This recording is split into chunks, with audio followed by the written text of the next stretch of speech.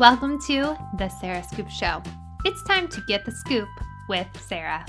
Hey, it's Nikki Blonsky, and you may know me from a movie I did a little bit ago called Hairspray.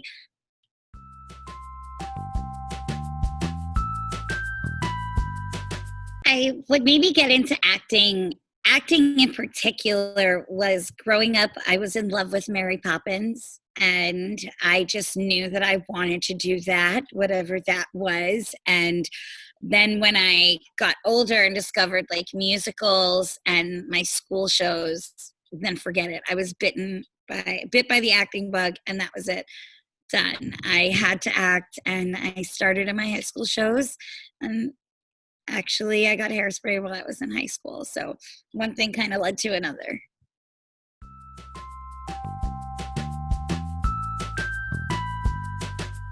It was an intense audition process. It was my first audition ever, really. And it was a 6-month-long process that started with open call auditions after I had sent in a tape. And then I guess it was like every month or so I would go back, and then we eventually had a dance callback in Baltimore, and then we went to LA and we did like a big screen test, and that was my first time on a Hollywood soundstage, like experiencing a crew, hair, makeup. It was amazing. I was completely surprised, but at the same time, I had this feeling in me that I knew just Tracy and I were just so similar, and it just felt like we were one. So while I say it was a total surprise, something inside of me knew that I was meant to play that role.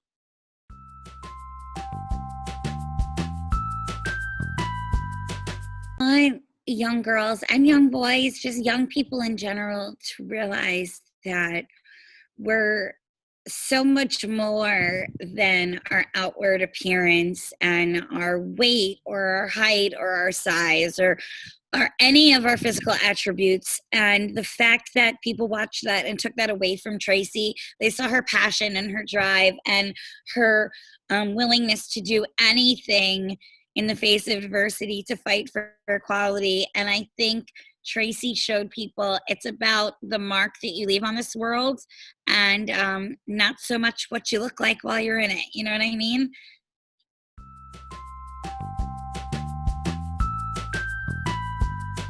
Oh my gosh. Yeah. I was just doing my podcast earlier today with a friend of mine who was on the set of Hairspray with me. He worked on it. He was one of the amazing dancers. And we were just talking about all of our fun experiences.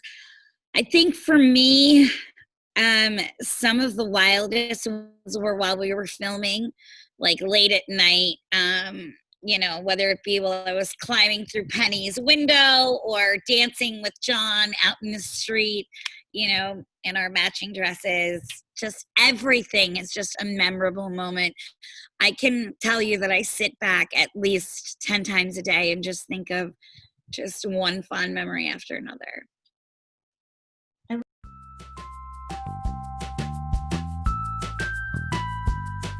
So some of us keep in touch, and it's so amazing because we were such a family on that movie. And I know I just spoke to Elijah Kelly the other day, who played Seaweed, and I love him with all my little heart.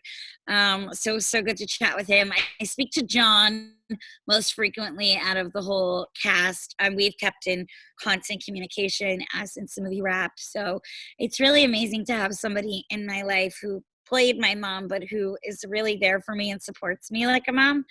So it's really cool.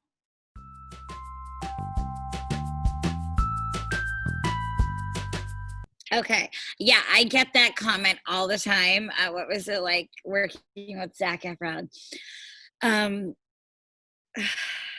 He is honestly as dreamy in person as he is on screen. But what makes him even more dreamy is like his beautiful heart and soul. He is one of the kindest gentlemen I've ever met. So I think for me, on TikTok, it says it was this for me. It was that for me. It was his heart for me.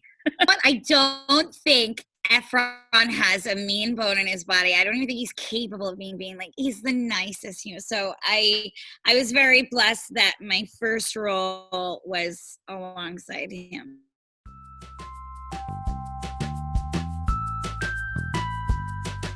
It was a mixture. It was like a mixed bag of feelings. It was like sheer bliss.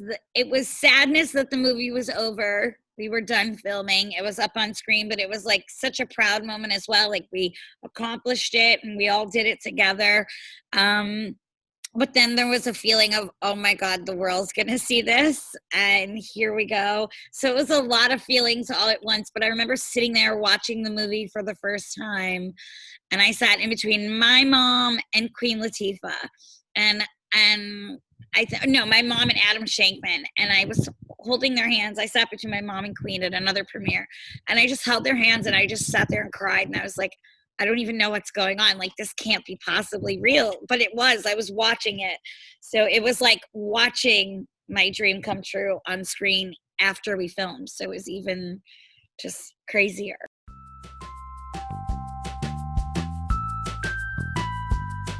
Wild. That was something, I'll tell you, growing up as a kid and as like a pop culture fanatic, I always watched all of the red carpets and all of the live from the red carpets and all of the award shows, the Grammys, the Emmys, the Tony, all of them. And when Hairspray came out, it was summer. So we were really surprised that in award season, December, January, they were nominating us. And it was just, I couldn't believe it. I could not believe that like, the HFPA even considered to nominate me for a Golden Globe. I still sometimes I try and wrap my head around that, and I'm like, that's gotta be, but I guess it's real. It still doesn't feel real.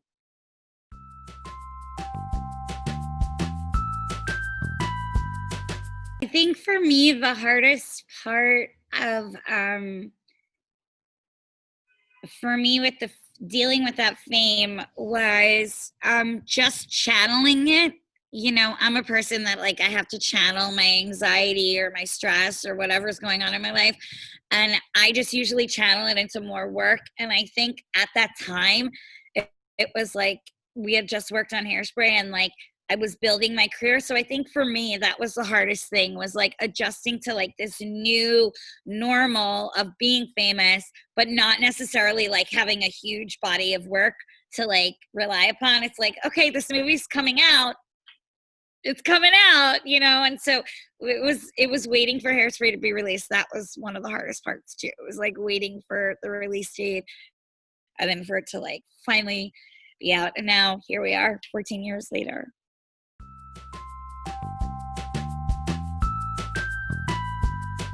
It changed my life in so many ways. Not just career-wise, as an artist and as an actress, but as a human being. I was like, I go back to talking about when I was talking with my dancer friend today, and we were talking about how it gave us this freedom to like be ourselves and be accepted at such a young age in our life. And for me, it really, it gave me a confidence within myself to be able to live my life truly authentically.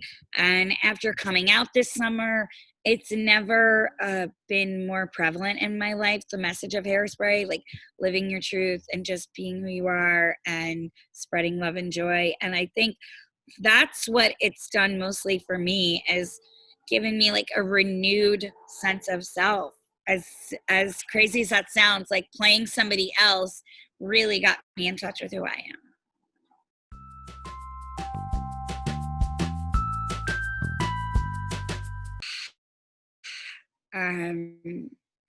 I loved working on Huge for ABC Family. That was amazing. Playing Will, just that character who just goes against the grain and is just like just fearless, just says what she thinks and does what she wants. I love playing her. I loved working. I did some independent films. I worked with Julianne Moore on The English Teacher. That was so fun. I got to do an Irish accent the whole movie. I got to work on Ugly Betty. That was a blast, smash. So I've the past, I'd say 10 years since Hairspray came out, like there's been some really cool opportunities and characters that I've gotten to play. And I think for me, one of my favorites was Ugly Betty, for sure. If I had to narrow it down, I really loved my time on Ugly Betty.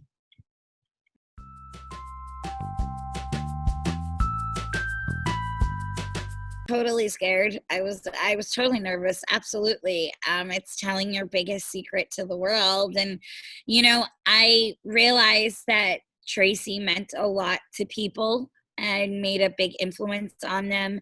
And I realized that by playing her, I maybe would have some type of public persona or whatever, but I never really shared like intimate details about my personal life because I just really wanted to be known for my work. But then as I got older, I discovered that it was a massive part of me. And I was just kind of ready to rip the Band-Aid off and tell the world like, hey, okay, I'm here. And it was this summer, and it felt really great to finally get it out in the open, not have to worry about like friends slipping or like, so it's nice now. And yeah, I'm excited to see what comes on that front too, we'll see.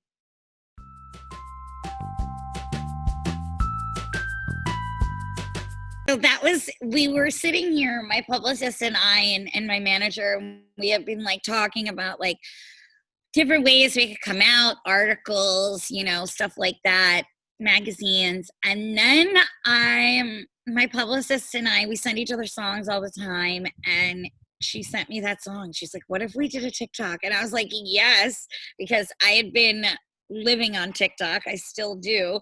And I was like, yeah, I think so. And so we were at like a backyard barbecue, and she just filmed it and we put it up and made the announcement.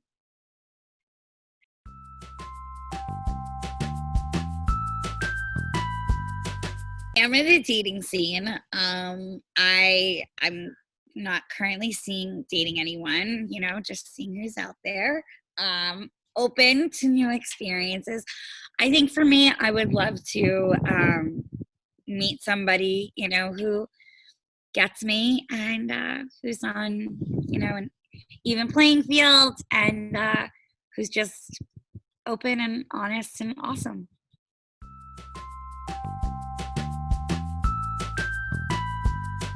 So Nikki Nights is a podcast I started back at the beginning of the quarantine. I'd say back in like April, maybe. I started it by going live on Instagram with a friend of mine, and it carried over to a podcast. And I've gotten to chat with Ricky Lake, Carney Wilson, David Burka, Scott Hamilton, some mind-blowing guests that I never thought in a million years I would have the opportunity to like personally sit down and chat with. And it's been so awesome. I've gotten to connect with friends in the business that maybe I haven't chatted with in a bit. And it's been really, really awesome just to see where we've all come from and how far we've come, where we are now, how we're all going through this common thread of the quarantine together. And it's been really fun. I've been enjoying it.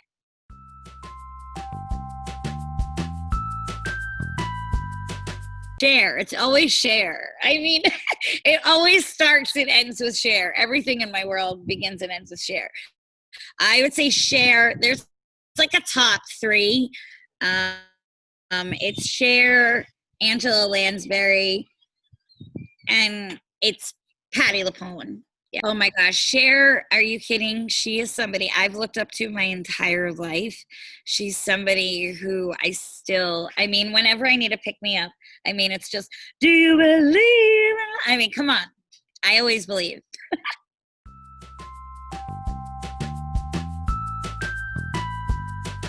really cool to have a direct connection to my fans, because ever since Hairspray, that was kind of like when social media kind of propelled, was after Hairspray. So it's been fun to catch up with them over the years, and to know that Hairspray is still such a big part of their life this many years later, and to hear, just to go on TikTok. I just posted a TikTok like 5 minutes ago, maybe 20 minutes ago now. And just in 2 minutes, I was getting comments, Hairspray inspired me to sing, and now I sing every day. And, you were the first person I saw on TV that like looked like me. And, it's those comments that mean so much. And just the fact that people still let me be a part of their life means a lot too.